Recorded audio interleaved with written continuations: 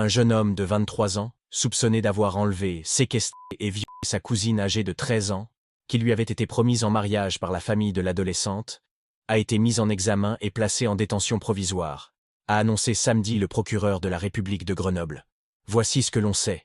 Dans la nuit du 16 au 17 décembre 2024, une mineure de 13 ans, de nationalité roumaine, s'est réfugiée à la clinique mutualiste de Grenoble et a confié, en pleurs, s'être échappée par la fenêtre du domicile des parents de l'individu à qui elle devait être mariée de force et qui l'avait violée à plusieurs reprises, indique le procureur.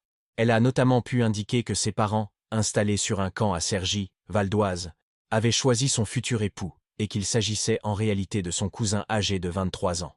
Ce dernier était monté avec ses deux frères pour la récupérer et l'emmener dans l'appartement de son frère puis de ses parents. La jeune fille a pu préciser qu'elle ne pouvait pas en sortir et qu'elle avait été contrainte à des rapports sexuels avec son cousin, son oncle et sa tante étant présents dans l'appartement, poursuit le procureur de la République. Le cousin, les parents de celui-ci, ses frères et le père de la mineure ont été placés en garde à vue le 18 et 19 décembre. Confrontés aux différentes investigations menées efficacement dans un temps contraint par les enquêteurs de la Brigade de protection de la famille, ils ont fini, à minima, par reconnaître l'existence d'un projet de mariage. La jeune a été mise à l'abri par l'aide sociale à l'enfance.